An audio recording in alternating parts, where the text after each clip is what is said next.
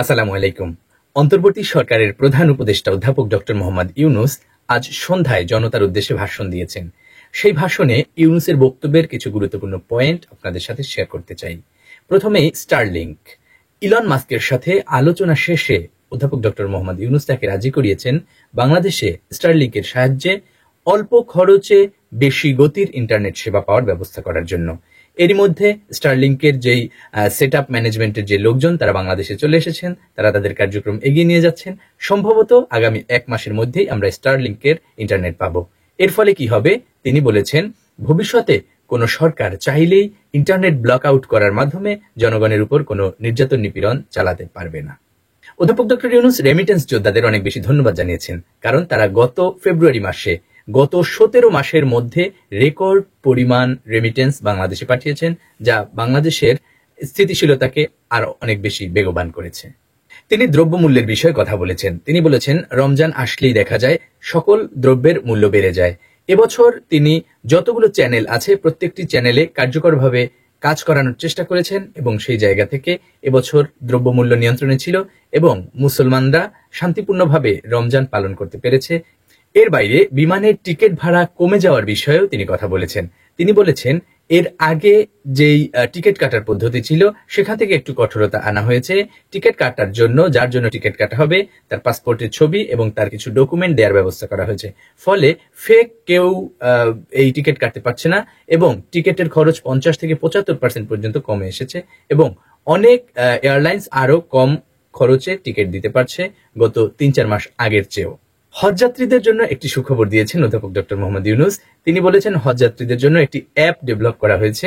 সেই অ্যাপে হজ যাত্রীদের কখন কোথায় কি করতে হবে, কখন কোথায় যেতে হবে, সেই তথ্যগুলো বিস্তারিত থাকছে। তাকে হজযাত্রীকে নিয়মিত অ্যালার্ম দেবে এবং একই সাথে কোথায় কেন যাওয়া হচ্ছে সব বিষয়ের বিস্তারিত লেখাও সেই অ্যাপে পাওয়া যাবে এবং কারো যদি প্রয়োজন হয় হেলথ সেন্টারে কথা বলতে পারবে, কারো যদি চিকিৎসার প্রয়োজন হয় সেই সেবা নিতে পারবে এবং সব মিলে একটি ফুল প্যাকেজ অ্যাপ চালু করেছে এই হজযাত্রীদের জন্য।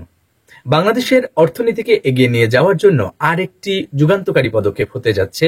বাংলাদেশের বিনিয়োগ করার ক্ষেত্রে বিডা একটি এক্সপো আয়োজন করতে যাচ্ছে সামনে, যাতে পৃথিবীর বহু বড় বড় দেশ থেকে অনেক বড় বড় প্রতিষ্ঠান আসছে। সেই প্রতিষ্ঠানগুলোকে বাংলাদেশে তাদের বিনিয়োগ করার জন্য বলা হবে।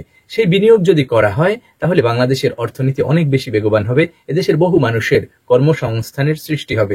বেশ কয়েকদিন আগে জাতিসংঘের মহাসচিব অ্যান্তোনিও গুতেরেজ তিনি বাংলাদেশে এসেছেন।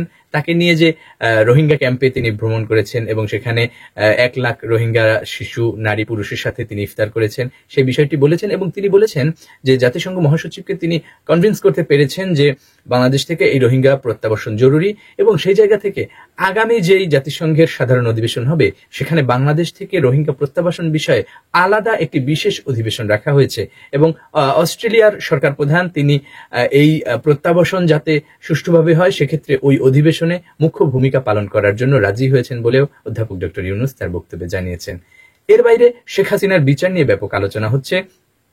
এই বিষয়ে অধ্যাপক ডক্টর মোহাম্মদ ইউনূস বলেছেন যে জাতিসংঘ যে একটি তদন্ত প্রতিবেদন তৈরি করেছে সেই তদন্ত প্রতিবেদনে এটা স্পষ্টভাবে উঠে এসেছে যে শেখ হাসিনার নির্দেশেই এই জুলাই হত্যাকাণ্ড চালানো হয়েছে এবং সেখানে 1400 মানুষ প্রাণ হারিয়েছে এবং প্রায় 20,000-এর মতো মানুষ অঙ্গহানি হয়েছে এবং সেই তদন্ত প্রতিবেদন যে সুষ্ঠুভাবে এবং সঠিকভাবে এসেছে এবং সেখানে যে নির্দেশনাগুলো দেয়া হয়েছে সেই নির্দেশনাগুলো মেনে চলার জন্য অধ্যাপক ডক্টর মোহাম্মদ ইউনূস এবং তার সরকার নিয়মিত কাজ করে যাচ্ছে এবং তার বিচার নিশ্চিতের প্রক্রিয়াও তারা এগিয়ে নিয়ে যাচ্ছেন বলেও তিনি নিশ্চিত করেছেন।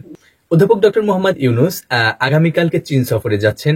সেখানেও চীন থেকে বাংলাদেশের কি কি কাজ একসাথে করা যায় এবং বাংলাদেশ কিভাবে সোলার প্যানেল থেকে বিদ্যুৎ উৎপাদনের বিষয়ে অনেক বড় উদ্যোগ নিতে পারে সে বিষয়ে চীনে কথা হবে এবং কিভাবে প্রযুক্তিগত কিংবা যেসব আমদানি রপ্তানির বিষয়ে আলোচনা করা হতে পারে। এই সফরের পাশাপাশি আসিয়ানকে অ্যাক্টিভ করা এবং আসিয়ানের সদস্য হওয়ার বিষয়েও তিনি তার কার্যক্রম এগিয়ে নিয়ে যাচ্ছেন বলেও তার এই জাতির উদ্দেশ্যে বক্তব্যে তিনি নিশ্চিত করেছেন।